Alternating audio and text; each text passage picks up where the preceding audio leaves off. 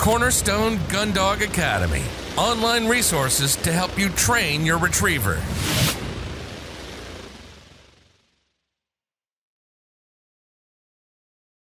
Welcome to the Build From Here podcast. On this episode, we have a CGA member, Kevin Wright.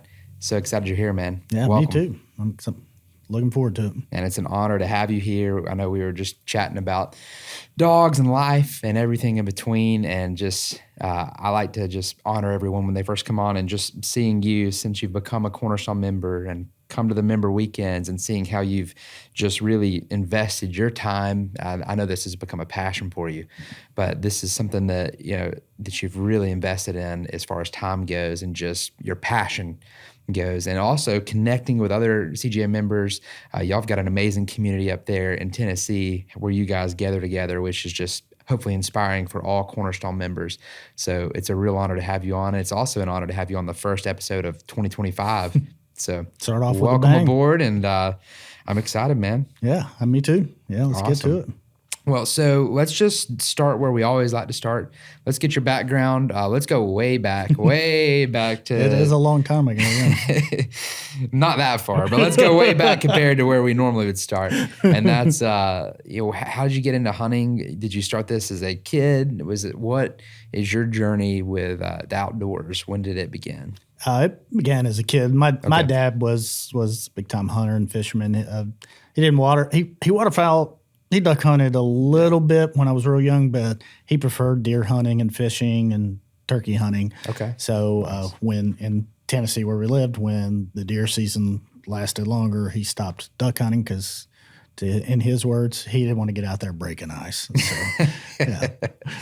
Yeah. What part of Tennessee? Chattanooga, Tennessee is where I was born and raised, with a short stint just a little way from here in Alabaster, but I don't remember much about it. I was pretty young, but yeah. So Chattanooga, which that makes sense. I would feel like if it was on the west side of Tennessee, he'd probably been more on the duck hunting, but on that east side. Knowing him, he still would have been. He's just big on the deer. Yeah, deer Ate and up with it. Deer and bass fishing, yeah. Oh, it's fun too, though. Oh, yeah. I love it all. Oh, yeah. So, deer hunting, what was your first hunting memory? My very first hunt was squirrel hunting. Really? Yeah. So we, he took me out not far from the house because we lived in north of about 30 minutes north of Chattanooga. Okay. Pretty rural area. And we went out and looking for a squirrel. Didn't find one. We come back. There's two of them running across the road. It's wooded area there in the neighborhood. So I had a little 410 single shot. Oh, wow. I shot. There were two of them. They both failed, but got one of them. But, yeah. Really? One of them was on top of it. Okay. So, yeah. Okay. Yeah. One of them shielded the other one. So, yeah. That's a crazy first experience. Oh, yeah. How old were you? Oh, goodness. I was maybe 9 or 10, something like that. I bet you talked about that for a while. Oh, yeah. Yeah.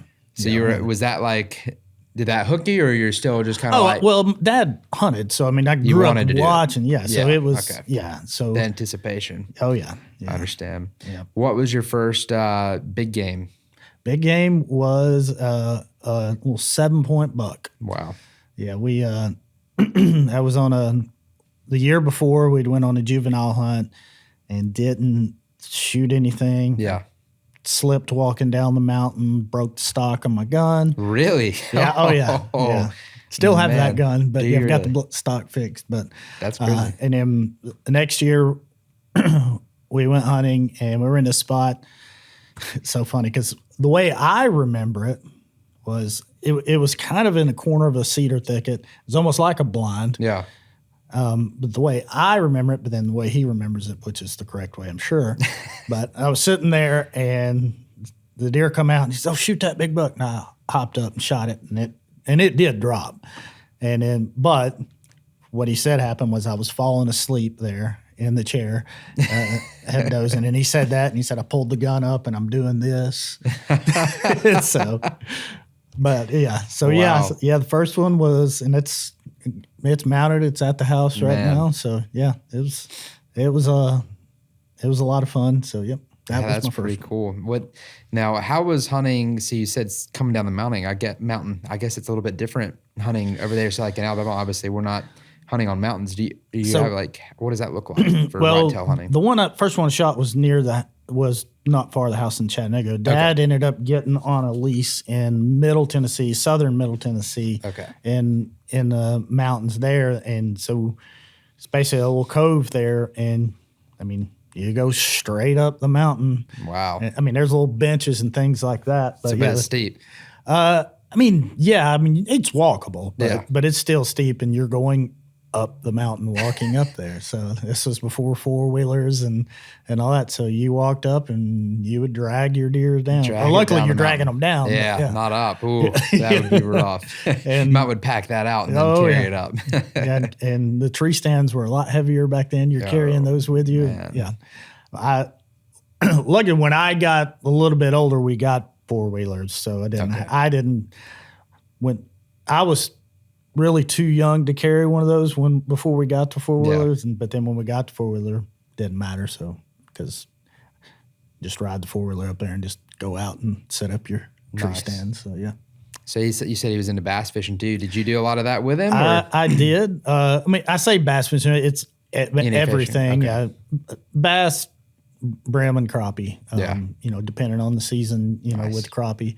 But yeah, we did a lot of it. And I grew up along the lake too, so I could just go out fishing anytime, just go walking that's up and incredible. down the lake. Oh yeah, I had it made as a kid. I really didn't appreciate it at the time, but yeah, my brothers and I talk about it. It was like, man, we really had some good times. That's awesome. Right on the lake. Mm-hmm. Did you fish a lot? Yeah. By yourself, I guess, when you were kind of I'd be bored there. A little bit older, Yeah, and I'd just walk down there and, walk along the bank, the docks, and I had a little path I'd take. I'd probably go, times I'd go out there, I don't know how many times a day. I mean, especially during the summertime, Yeah. Oh, man. So, yeah. I love that. That's fond memories. So where did waterfowling come in? So about I actually got out of hunting after I graduated high school, got into college, and just understand that. Just drifted away from it. And then about 5 or 6 years ago, a friend of mine in Nashville, he got some property it's 7 acres. He got a house with 7 acres. But you've got Corps engineers land here. There's 200 acres here that somebody has a lease on that hardly ever hunts. And then there's these other people that have a lot of property here. So his property is like a super highway for deer and turkey. So and he's from South Dakota, so got me back in hunting with him. That's cool. So I started thinking, well, I've gotten, and I grew up with dogs. What kind of dogs did y'all have growing up? So we had like beagles, mutts, but then my oldest brother, for a brief period, took up waterfowl hunting. Okay. And he got a golden retriever. So, and that dog was amazing, but Jamie wasn't much. He didn't stick with it. And the dog was Nick. He just became a family pet. Yeah. Great dog. He really was just a great dog. But so I wanted a dog, but with my work schedule not being from home, it was working away, not working from home. I just didn't. Yeah. I didn't want to have a dog that sat there in the house all day. Yeah. So then I started, our work started transitioning, having us work from home. I work in IT. Okay. So then I was like, well, I'm working from home the majority of the time. I'm home enough. Get a dog, gotten back into hunting. I was like, I'm just going to get me my original plan was to get a golden retriever. I'm just going to get one and take up duck hunting. So that's how it started. Nice. That's pretty cool. So you wanted where was the attraction to duck hunting though? So you just decided to take it up, or there was just something you had seen some duck hunting? The dog side of it. Okay. Because I love dogs, and I'm like, well, if I'm going to get a retriever, whether golden or whatever, that's what they're bred for. It's what they're made for. So, I want the dog to have an outlet, know, and so I felt like, if I'm getting one of those, it's my responsibility to provide that for them. Yeah. So, the dog didn't choose me. I chose the dog. So, so that's where that started. So, okay. Man, that's cool. Were you watching like duck hunting shows to get fired up? Or? I started to, but then I was like, okay. Well, first off, when I I've got to train. I'm not going to send this dog off. I want to train it myself. So what made you decide that? I You just had this desire. probably an ego. To be honest, I can do this. That's probably that. I have been humbled plenty of times, as you've seen. But yeah, so yeah, That's that was kind of the thought behind that. Okay, so you decided to do it. Let's talk about your dog. Talk the story there, finding your dog, because that's, a lot of people listening to this are probably on that journey. They're thinking about getting a dog, and what was that like for you? Well, I said originally I was thinking about getting a golden retriever. Yeah. But then as I started researching and looking into it, to be honest, I didn't want to deal with the hair trying to hunt, getting matted all the up. stuff, yeah. So I was like, and we had a couple of labs, or there were neighborhood labs that were basically, the neighbor's lab, but they'd hang out that, Yeah. So I loved labs, love them too. So decided to get a lab. So as I was searching, then I found a Cornerstone online, and I watched the trial period. So I was like, okay, that makes sense to me. So I'm gonna do that. Then I'm starting, trying to research. I didn't know anybody that duck hunted. Really? Nobody would. No. So you were really coming into this fresh and new. Yeah. Wow. Yeah, I was nothing. So. Well, I say no, but I had some friends back in Chattanooga, but we didn't talk that often, and I don't think any of them have dogs, to be honest. So I started looking and found Cornerstone, and then I'm looking for dogs, trying to figure out, all right, how do you get one? And then I found the relationship between Cornerstone and Southern Oak Kennels. Yeah. So I'm like, okay, and I looked through, and then ended up going with Southern Oak Kennels. Nice. and got Mabel, and it's. What's funny is I put a deposit on a different litter, and that litter didn't take. Mm-hmm. And so Barton reached out and said, hey, this didn't take. But and I had wanted a female. I decided I'd wanted a female. He says, I've got a couple of litters here, and, there's these available. And so there was one female nice. out of her litter. She was the last one available. Wow. So, and it was Miles up in Madison. Yeah. So just perfect timing. Yeah, and it's 2 hours from the house, so it was easy drive up there. So yeah, it worked out perfectly. Yeah. Man, that's cool. So you found Cornerstone before you even got your dog, and then you found the dog. Mm-hmm. That's pretty cool. And so I had never duck hunted. You never duck hunted. No. So you had not even been on a duck hunt. First members weekend, I still hadn't duck hunted yet. That was my first season hunting. Wow. How did you? Well, so we'll get off track here. We'll get back on in a minute, but that's cool. So what did you think about the mock hunting experience then at member weekend? Well, I know this has been a few years ago. I mean, it was a little bit of a train wreck with her. Yeah. With Mabel. Because she's similar to Violet. She's a fireball, and as a new handler, I mean, it was rough for me. I remember you were, but you remained calm. You kept your composure. Yeah, Mabel was just super excited. I mean, she had never been around that, and it was so much stimulation for her. And it doesn't take much to get her excited because she's a very social dog, so she wants to see and play. I mean, there's not an aggressive bone in her body except for ducks and moles. But, moles. Oh man, that's cool. Yeah. But it was a really cool experience. That's the first time I met Seth. And I had already. Did you know that Seth lived up near you? You met him there. No, we met there because his wife was with him too. So we got to talking and exchanged numbers and when we're friends. Wow. Ben and I had met before we got together and trained one time up there.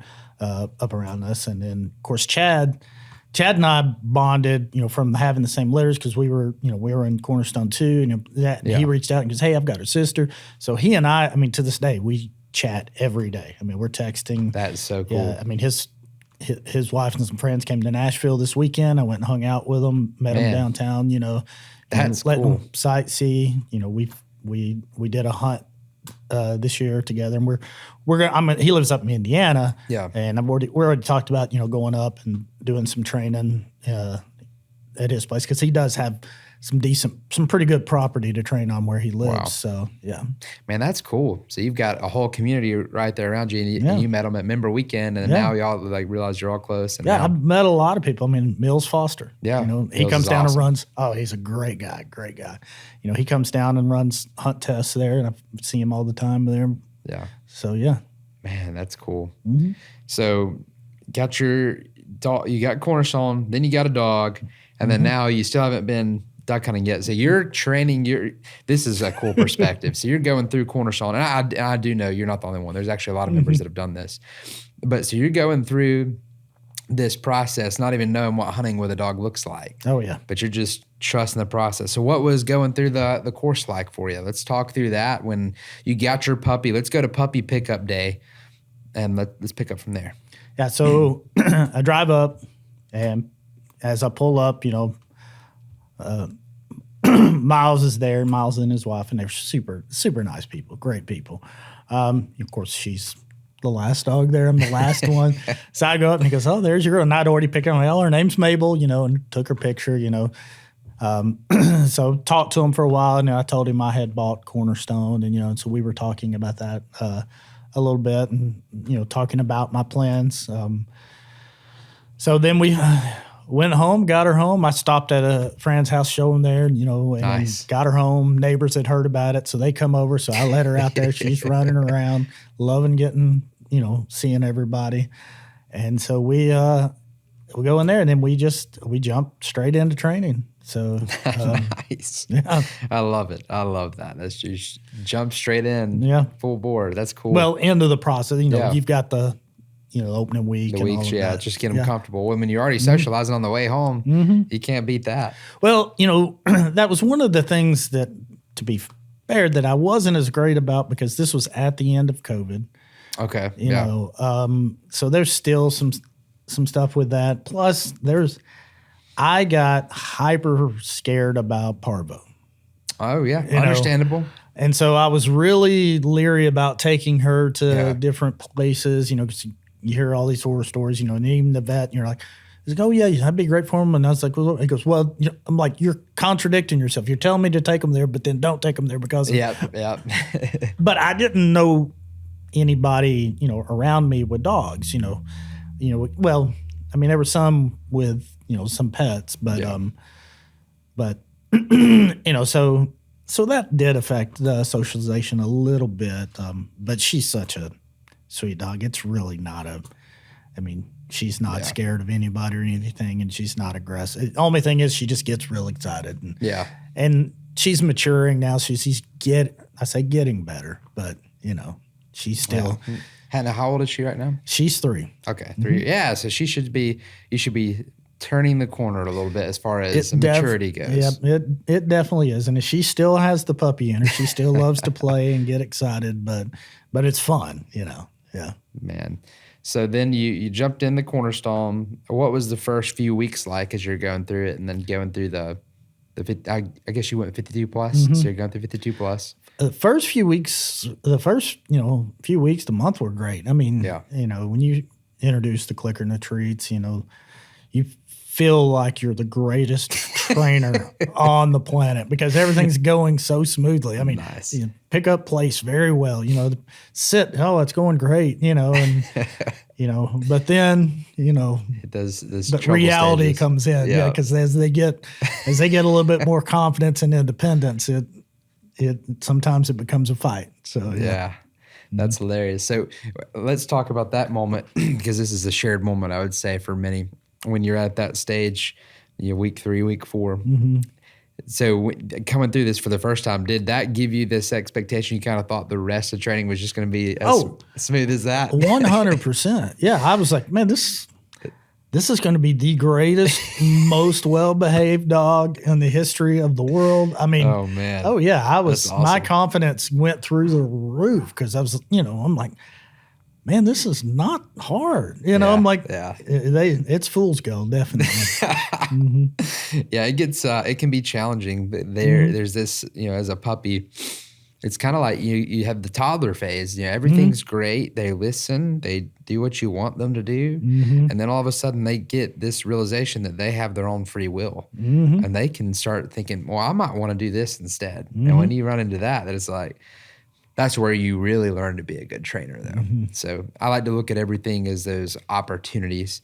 Well, there's always more than one way to see things. There's more than one perspective, but I kind of like to go from the challenge, the perspective of, things don't happen to me, they happen for me. And it's the same thing with the dogs. Like, hey, this dog is doing great. We're on top of the world. Then when you hit that dip, it's like, this is a good thing, because that's where I feel like that's where a big part of the bond is built with the dog. It's one thing when you first do your stuff, everything's going good. But when you and this dog run into, meet head on and you run into some resistance and you guys learn how to work that out together, you come out on the other side of that as a team. Before you got, you're doing your thing, the dog's doing its thing, and it's great. But then you come out on the other side as a team. Let's talk through some of that for you.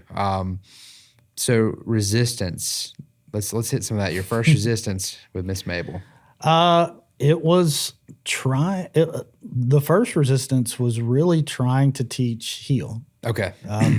She's a very independent dog in a lot of ways.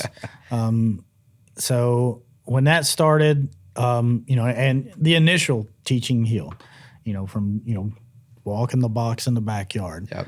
Part of it started off, even the initial heel, you were running the challenges. Yeah, because, she, and part of this was just my inexperience of not having realistic expectations, because everything else went perfect. Yeah. Okay. And now she's, she would do it, and then, and it was just a struggle, and again, everything was going flawlessly, and now we're starting to hit hiccups. All right, what am I doing wrong?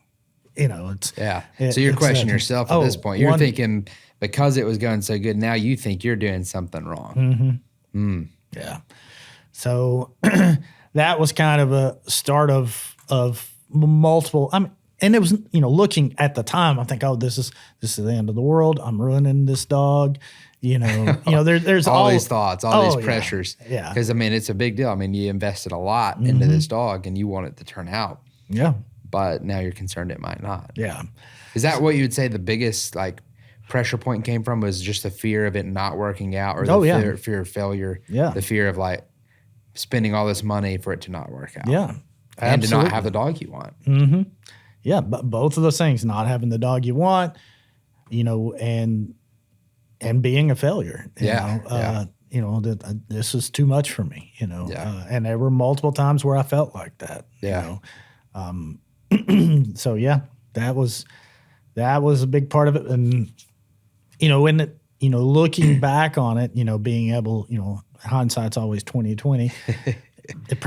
It wasn't as bad as I thought it was, but there's stuff I could have done a lot better, and that's, you're only going to be able to do that with experience. 100%. And that's it. But,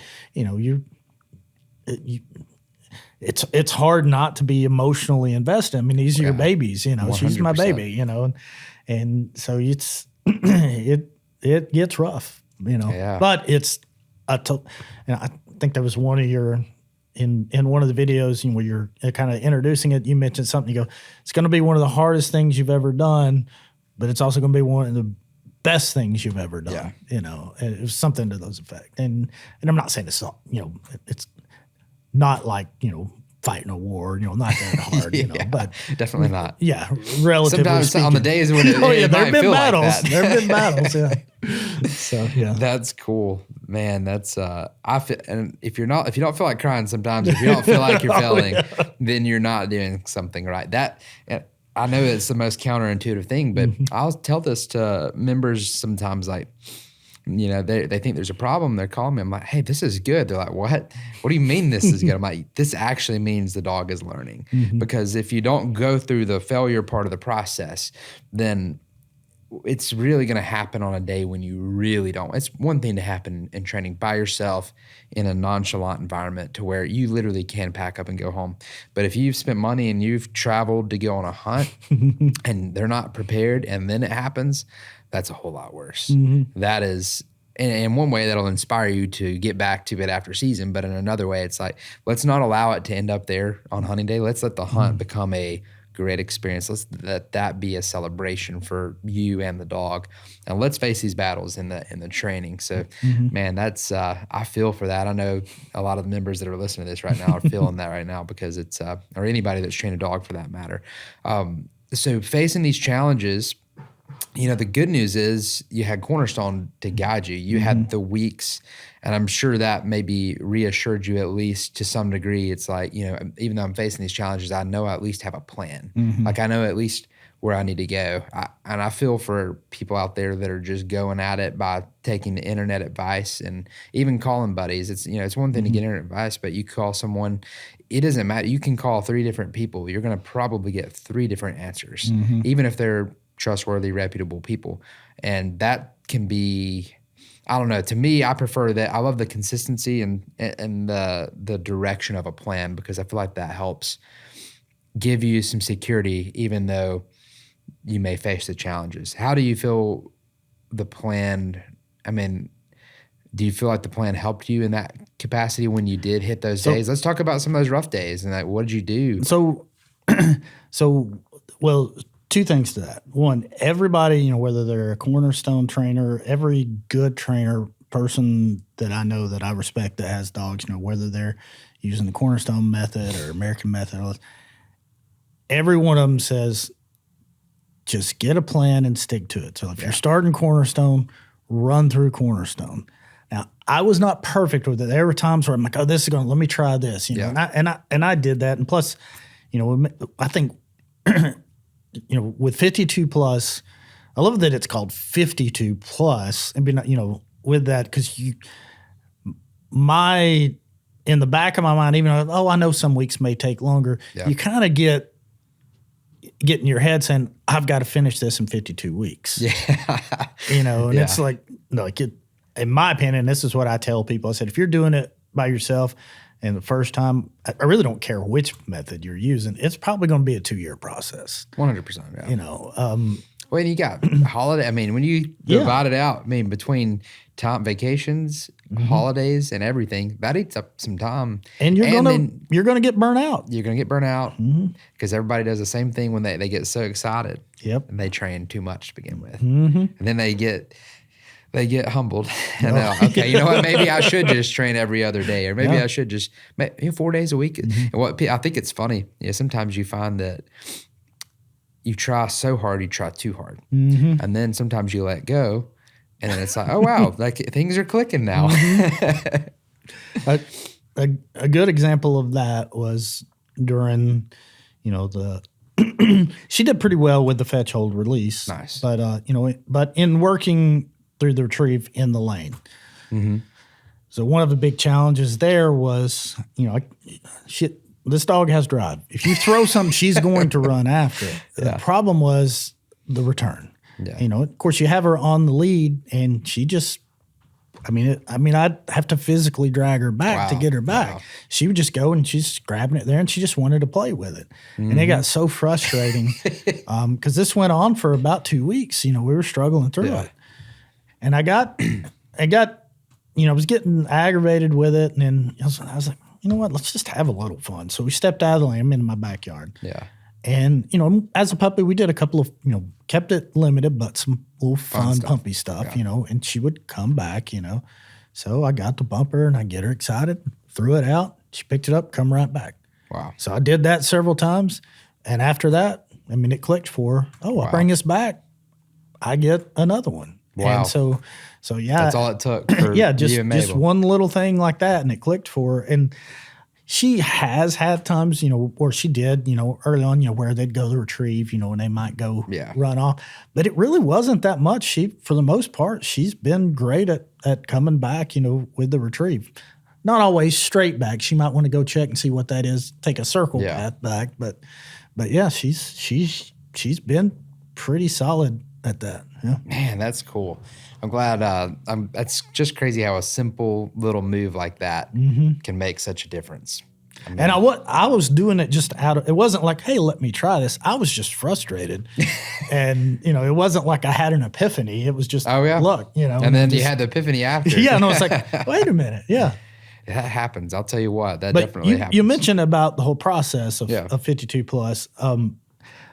Being on the back side of it, because there are times where I'm like, man, this seems so tedious. Yeah. And you've got all of this, but like the fetch, hold, release process, how you've got that broken down into all these parts. And even at times it seems like parts of it's out of order, but being on the back side of it, like, okay, this actually makes sense. Yeah. You start to see the progression of doing some of these monotonous things, but they all build on each other. And so, it's really neat to see it on the other side and say, okay, this does make sense, That's pretty cool. And it is monotonous the way we do it. Intentionally it is, because what we're doing is we're trying to create foolproof, meaning when you go, we want you to be ready to hunt anywhere, anytime. We want you to be ready for any situation you face. And, this is something I had to learn the hard way. And, sometimes you just got to learn it the hard way. And sometimes people do that, right?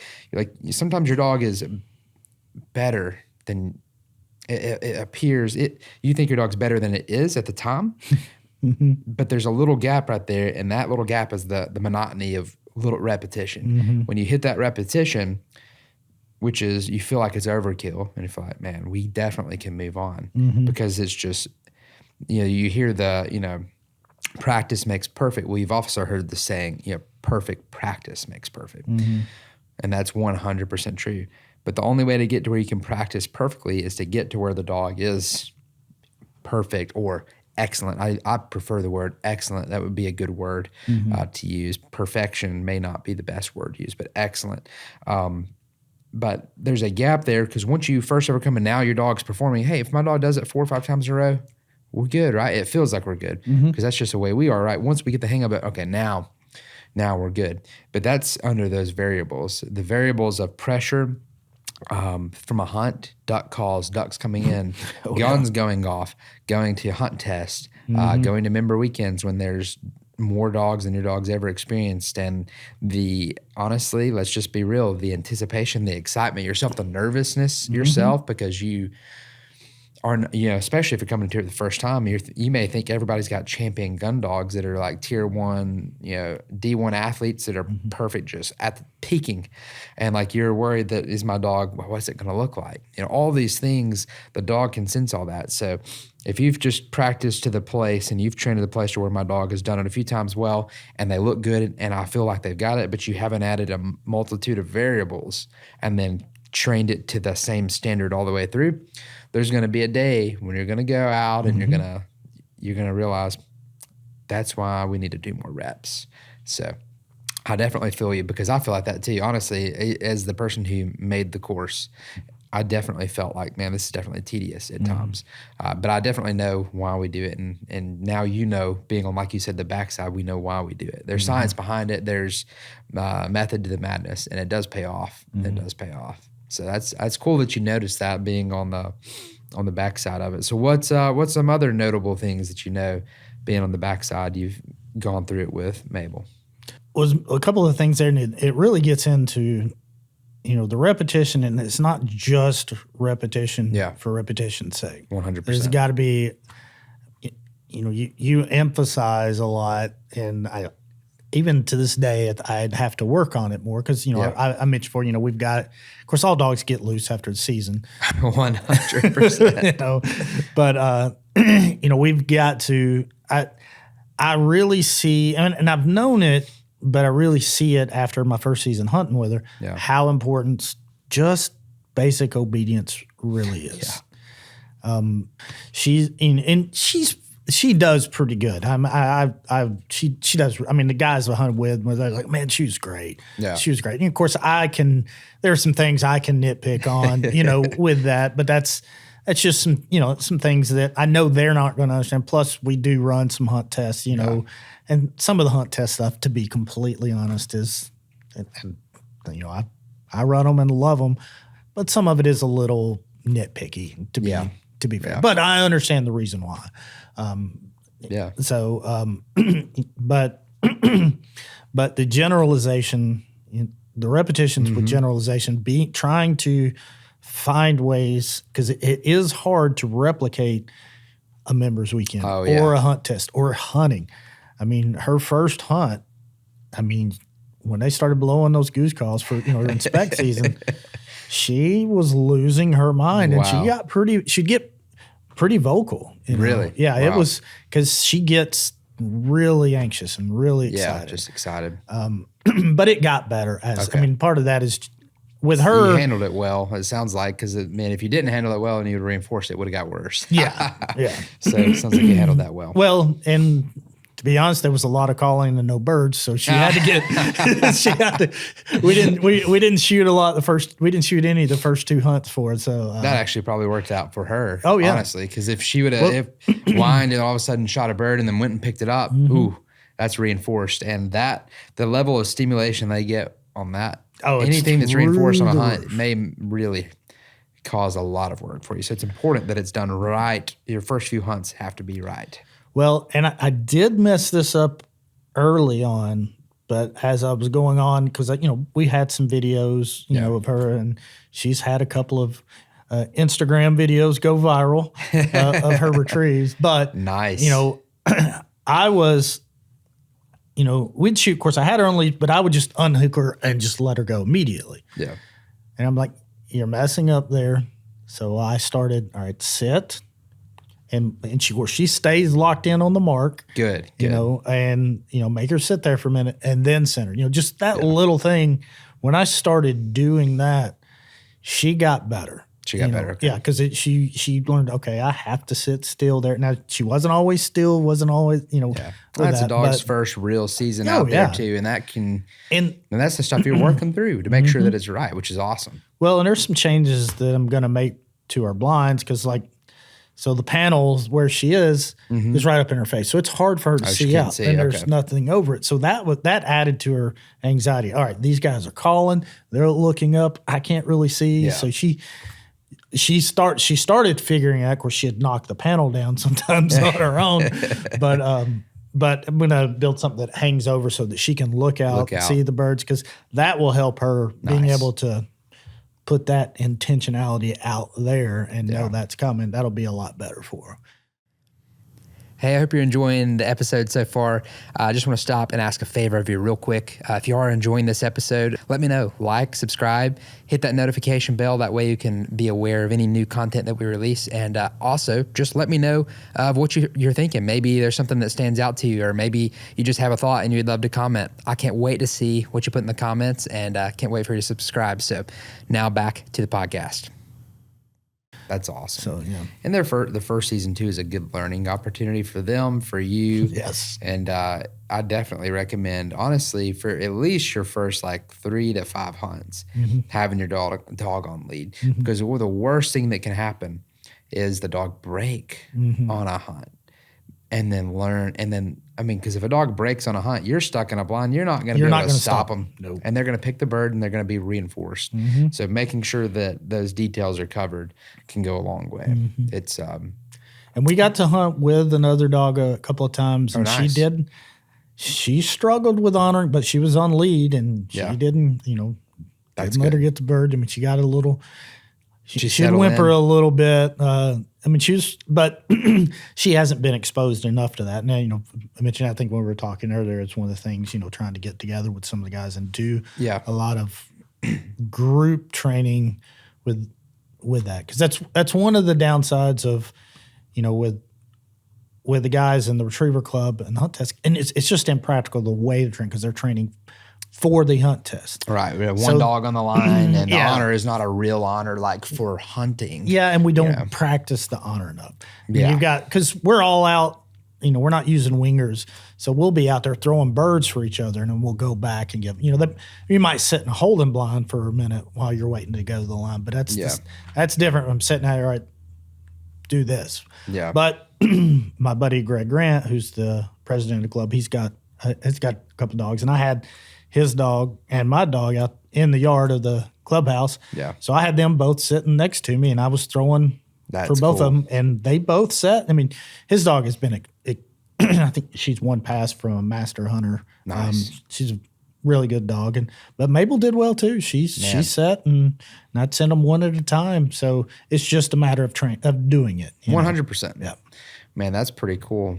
What's been your biggest success point, like the greatest moment you've had thus far with Mabel on the journey, whether it was training or a hunt or something like that? What's been like kind of where it's like, because we're all training, we're all going to this point, we have this goal, but there's a certain point in time where you're like, wow, okay, we're doing this now.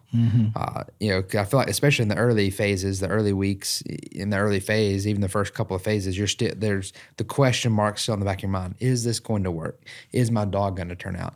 And at a certain point, you turn a corner, it's like, I can start to see it. And then there's this epiphany moment in time. It's like, this is working. This is what I was looking for. Mm-hmm. Do you remember that moment, or do you have a specific moment like that? So there's two moments that come to mind, but they're kind of for different reasons. One was earlier on when teaching recall, and this was just such a cool moment, and it just sticks out. And I've seen other moments like this, but this is the first one that really stuck in my mind. So, I let her out, and I call her back, and we'd already taught her the recall, but I was transitioning into sitting, to just come, because she would run and jump. And so, the first couple of times, of course I wouldn't treat her until she sat. Well, she ran up and you could see her mind work. She was about to, and it's like, oh, I won't get it unless I sit. So you saw her make the choice. And it was so awesome. For herself. Yeah. Wow. And so she made the choice to sit. And, seeing, and there's been other moments since then. That's so cool. Yeah. But one of my favorite retrieves so far of the year was during goose season, which there's been some awesome ones that are fun to watch, but this is my favorite one. It was a blind. It was about 175 yards. Oh, wow. And that's a haul of a blind right there. And it took 2 casts to get her there. 2 casts, that's it. Yeah. Yeah, I was. Wow. Yeah. Now, we practice blinds a lot. That's not all the time. We've got a lot of work to do there. But yeah, I was like, oh, that was wow. I mean, I was a proud papa with that. Yeah. Wow. Yeah. And that was, so talk me through what, let's talk through the retrieve. Let's talk through bird coming in. I want to get everything on this context. So this was during speckle belly season. We weren't able to get them to decoy. We didn't have a large spread because they're big feeds around. Okay. So what we were getting were passing shots. So as they get up and they're passing over, so that's what we get. So there'd be high shots, and so sometimes they would sell. So dropped one that landed pretty close into the decoys, and another one sailed out. Wow. About 75 yards, of course, and it went down. And it was crippled, but it was definitely it wasn't down. going anywhere. Yeah. So so she gets first one. So this is a double retrieve. Yes. She marked the first one? Yeah. So she picks that. Well, this was early on. She struggled with marking just because of the panels up, being able to see. Basically a double blind. So then. a lot of times it was blind, but or she'd just go out and hunt the decoys real quick, because to see if they were there. But so did that. Then I got down there and back, and she went out. Did she have to go through the old fall area too? Mm-hmm. Man. Yep. This was her first hunting season, right? And this was like first couple of hunts. Yeah. Wow. Yeah. That's insane. So, and we got her out there, and now there have been other blind retrieves this year. There has been fights. Yeah. But, that one right there, I was like, oh man, this is awesome. Yeah. Man. But I mean, it's a long way out there, 175 yards. Haul. Yeah. For a young dog, first season, first couple of hunts. Mm-hmm. And some of that, the later fighting stuff is where, like we talked about the puppy stage, you come out of week 4, week 5, they don't know a lot yet. They still are trusting you, and then they decide they have their own will. Well, sometimes your first hunting season there becomes your first couple of hunts, super solid. Mm-hmm. Then you run into the battle of the wills again, and you have to kind of go through that season together. You have to work through that, and then you come out on the other side better. But man, that's an incredible retrieve. You don't see that a lot with a young dog to be able to do basically a double blind. You pick a short one, then you go back through the area of a fall, not check down, and take 2 casts to 175. That's incredible. Yeah, Is it on video? That one, no. No. I wish it was. It's in the memory though. It's in the memory. Oh yeah, that one I will never forget. We didn't get much video over during goose season. It's kind of hard to. I mean, you got to stay focused on the dog, you know. Well, I didn't take much of the videos. It's one of the buddies did, but during duck season, he started taking some of them with his phone. I mean, nice. And there's one of them that was out about that far that she got, and that one was a double too, and it was a duck that was out there. It's crippled. I mean, there's a couple of them where she's chased down some cripples, and God, those are so amazing. fun. Yeah. That's amazing. It's cool to see the dog really gets fired up. And I love the moment, and we just did a hunt that we are going to release soon here on YouTube, but we did a hunt with Colin Berry, and like there's a lot of birds that ended up being crippled, and his dog was going after it and get them. And it just shows like the drive. Like it's one, like you see the drive on regular hunts, but when they see a bird like that, like something else just kicks in. Like there's like this extra gear that's only there for the cripples, and it's pretty cool to watch them. And honestly, I don't know what we would do without a dog. Like some of those birds, like I mean, because then the dog is so fast and the bird is still so fast. If you run out to try to get it, it still can outpace you even with a shotgun to be able to shoot it. So, and trying to shoot a cripple on the water is hard. It is, especially when they lay flat and they're trying to go away from it. I mean, you don't have much surface area to hit them. No, it's so hard. Yeah, and it's funny when they dive on her. I mean, she gets mad. It's mad. It's so funny. Wow. Wow. How many birds did she pick this season? She got, including geese, 92 birds. Wow. 92 first season. Yep. That is an amazing first season. Yep. And the last day we had she got 27 birds. We had a 5-man limit and had a goose, and she picked up 27 of them. So, yeah. Man, was that the day you were telling me about the teal? Oh, yeah. Yeah. Let's talk through that. Let's talk through that real quick. That was, I mean, that was so cool. So we're sitting there, and there's 5 of us in there, and we'd been hunting kind of all day, and so they've been just trickling through. This was probably about 1 or 2 in the afternoon. So and I'm sitting down for a minute, while they're doing it, and my buddy goes, "There's a wad of teal coming." So they're calling. So come in, the guy makes the call, and I didn't see him till I knocked my panel down. No way. So I come up and I just see a wall of birds. And so we all shoot, and you just see birds raining down everywhere. Oh, man. And so, have Mabel there. And so I unhooked her. There's just birds everywhere. So you just go get them, And so At a certain point, you're just like, what do I do now? Just go. There's 8. I mean, it took us a minute to figure, to count how many we had. So, as she's picking them up, we're counting. And so she kept going and going. And the water had gotten pretty deep in that field at that point. So it stopped being running water. She gets out a little bit, it's swimming water. So she would have to swim, for some of it. So she had some, of course, there weren't many. I think one of them was a cripple, and that's why one of the guys got, because he went down and he just got out on the other side to get it real quick as Mabel was picking them up. But yeah, she got 7 of them, and she just kept going. I'd send her out. A 7 bird. Wow, 7 retrieves are basically back to back to back. Yeah. She was so tired after that day. Oh, I bet she was. Yeah. Wow. And so y'all killed 27 birds that day? Yeah, no, we got, so we shot 32. So there were 2 geese. We lost 1 geese because behind us there was a levee. It landed in there. I think one of the ducks landed in there too. It just sailed over the back, and that was there was a lot of rain that had come, and that was fast run. I was not going to send her into that. Yeah. And we lost 1 teal that was wounded, and it goes way out the field, like 200 yards, a little levee. It goes into another field, and I sent Mabel out there, but when you got out there, it was swimming. So she was swimming out there, and it was diving on her and got away from her. So I called her back, and we walked out there, and we couldn't find it. So we lost a couple. But Sometimes they do that. They'll just swim down and grab onto something, and then they just on the other side, there was a lot of matted stuff there, so it could have been buried in there. 100%. I let her run around trying to sniff it up, see if she could, but yeah.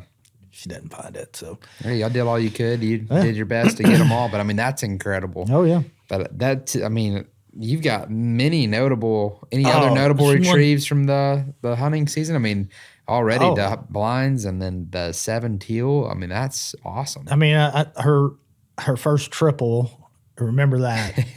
It was First perfect. triple, I love that. Because they all landed right around the same spot. So she went, got it, boom, got it, boom, got it. I mean, just that's good too. I mean, that's huge for a young dog too. And I think that's where some of the pile work we do and all that, and the ladder drills and all that we do really pays off, because I mean, young dogs, and even for it to translate over to hunt, clearly you did the right amount of work, because just because you do it in training doesn't mean a dog needs to know, hey, there's another bird out. That's pretty cool. That's pretty cool. Yeah, she had a great season. She did great. Yeah, like I said, I can nitpick over some things I'd like to be better, but to be honest, I mean, as it stands right now, she's a great hunting dog, in my opinion. Yeah, 100%. So, yeah. And that's where that's what this next year is for, is to get better for next season. This next hunting season, you're going to be like, wow, your dog is seasoned. It knows what it's doing. It's different. And I'm seasoned as That's a handler. right. So, it took me a while to kind of, to figure out, now, was this your first season hunting too? Or it was my first season hunting dog? with a dog. Okay. Yeah. So my first time in the club, but I've hunted several times. My first time duck hunting was the fall after that first members weekend. Yeah. And so I've hunted several times because I met some guys through Ducks Unlimited, and that's who took me hunting for the first time. So one of my buddies, a guy named Clayton Moore, he's got a club out in Arkansas. He took me there a couple of times. Wow. I mean, my first hunt, I hunted Thorny Cypress, which is a WMA in Tennessee, just on the Mississippi border, and in Arkansas in the rice fields. So I got spoiled on my first couple of Yeah, hunts. it sounds like it. Yeah, I have experienced the bad sides of that, where you don't see any, you're just sitting out there grinding it out. But my first couple of hunts ruined me. So yeah, it's always good if anybody's listening. If you're going to take someone hunting, make sure you ruin them on the first hunt. Don't take them on those slow hunts. I took my wife on a hunt, and we were dating at the time. She's going to go back, but I made the mistake, and the birds just weren't there, and so it was just cold. Yeah. Not a good thing. So make sure the birds are there. Oh yeah. Because then you got someone like this who's going to be hooked for the rest of their life. Oh, yeah. Ruined. You're ruined. Yeah. Oh man. Well, man, this has just incredible to hear. I'm just so excited to get to celebrate with you your success. Is there anything in particular you want to tell anybody listening that you came with? And if not, then we can dive into a couple of things. I would like to dive into a little more on like your mindset now. Now that you're seasoned, you have experience. Looking back on it, if you had to start over, would you do anything differently? Would you think differently? Things like that. So would I do anything? I mean, there's a lot I would do differently because I would do it better.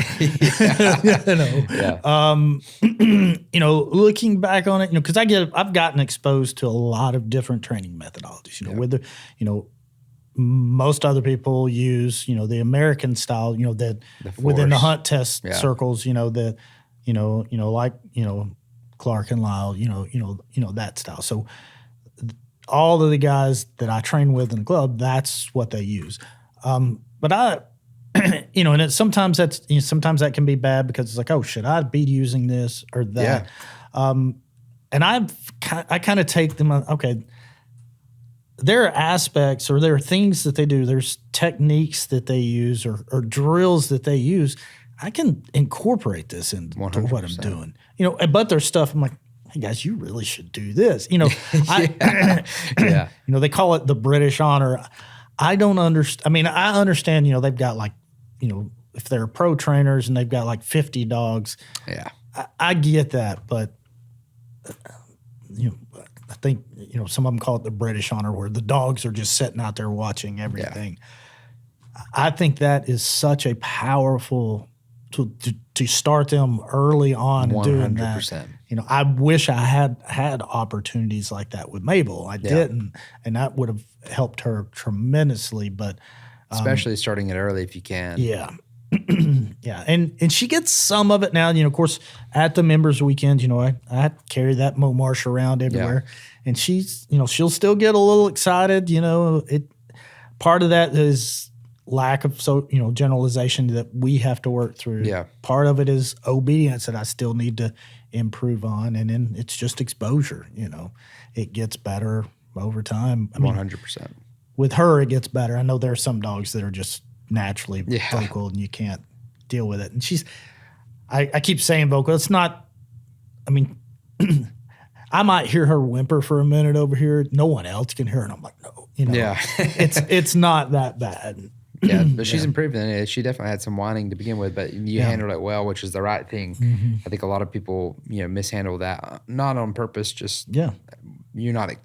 It's honestly a shock the first time you hear it, especially if it's your first dog. Like you're like, what was that? It's like that's a surprise. The second members weekend, we were over doing the wide drill over the big pond. Yeah. So I have her over there, and she's going nuts, sounding like a monkey over there. I was like, oh my goodness, wow. And I talked to your, chatted with you about it. I talked with your dad about it for an hour, talked with Barton. It was a little discouraging. And then on my way home, I was like, we're going to figure this out. We have to, we don't have a choice. That's awesome. And, talked with a couple of guys in the club and, getting into the honoring and everything. We started working, one of the guys, he and I with his dog, because she wasn't vocal, but she dealt with breaking a lot. But we did a lot of group training with them where we're throwing, bumpers, and whoever was the steadiest would get it. And that helped tremendously. And it's just doing those types of things and doing as best you can, increasing the stimulus. Yeah. That's the biggest thing that I take away from myself. I was a little too cautious. Yeah. With her obedience and taking her places and trying to expose her to stuff. You say don't test your dog, but at the same time, you've got to challenge your dog. 100%. So being able to get her in opportunities to learn. Yeah. And that's, to this day, that's still, things that I think about, and I'm trying to, especially, now I'm really trying to look for those opportunities to work with her on that. So, yeah. Man, that's cool. Well, I'm just so happy for you guys, and I look forward to just seeing how next hunting season goes and seeing how this training season goes with you guys, especially, member weekend coming up, and then we got all the other events that could be coming up and you guys gathering to train. This will be this is a year that Mabel is going to flourish. It's going to be really amazing to see. Oh, yeah, because, one of the things that, I've thought about, because I've been working on kind of my training plan for the summer and what I'm working on. And one of the things and it's one of the reasons why I go on, the coach's call. I go on the basic one a lot. Really? Wow. Because I like hearing people's, not hearing people's struggles, but hearing people work through it, because every dog needs basic obedience. 100%. And Mabel needs it more and more. She's gotten a lot better. It needs to be better, but she's gotten a lot better, and so that's going to be on top of the advanced skills we'll be working on, that's going to be a large portion of what I'm trying to work with her on is her obedience because everything begins with that. Everything. Yeah. And it's and it's great having an obedient dog. It really is. Yeah, you don't want a dog that's not obedient. That kind of makes everything else a challenge. Mm-hmm. Man. Well, what would be your advice to someone? I always love asking this question as we kind of wrap up. What would be your advice to someone in your shoes that's getting into it again, getting into it for the first time? They've maybe never hunted, never had a dog before. What if you had like 2 or 3 things, just bullet points you could say, hey, these are the things, like keep this at the focus point and you'll be okay. Don't worry about it. Relax. It's going to be, I mean, and you can say this, but you're not going to hear it. But yeah, it's going to be fun. Man, that's good. That's solid. Yeah. Just stick with the process. It's going to work out. Yes, it's going to suck at times. When it gets monotonous, it gets boring at times because you just want to get out and do the fun stuff. That's right. But if you focus on those foundations, it makes your life and the dog's life so much easier. So 100%. Much easier. So, yeah. Take that advice, because if you don't, you will learn. You'll be like, these words are going to be ringing in the back of my man. He was right. I shouldn't have worried, and I should have done the foundations. And just have fun with it. Yeah, I mean, it is fun. It's fun watching them learn. I don't know. It's been. Look, there have been times I've wanted to wring her neck. Don't get me wrong, but she's a great dog. She's a sweet dog, and I love her to death. Wouldn't trade her for anything. That's awesome, man. Well, it's been such an honor to have you on, and I'm sure we'll have you on again. Especially, maybe we should do a follow up after next season or something like that. Yeah, that'd be awesome. I'd look forward to hear how she's crushing. First of 2026. That's right. Maybe we'll just get you slotted into the schedule. First of 2026. But it's been a pleasure, and again, I just want to say thank you, and just how we're honored to have people like you, be willing to come on to this and tell your story in a real authentic way, and just tell the real struggles and the real successes that you've had, because in the end of the day, the world that we're in now, there's just not a lot of that. And that's what we always want to do, is just be totally authentic. And that's what you've been here today. You shared some amazing things. And for me, it's encouraging to hear, inspiring to hear. It gives me, as you're sharing all these things, I'm thinking back on all these things with my dogs that I'm training. And I know there's other members that are listening to this and they're like, wow, that makes sense. Or maybe they're having these epiphany moments. So just to be able to have you on here is an honor. So we appreciate you, and it's been a pleasure. Yeah, it's my pleasure, man. Thanks for having me. Thanks for listening to the Build From Here podcast. To learn more about retriever training or our podcast, visit cornerstonegundogacademy.com/podcast.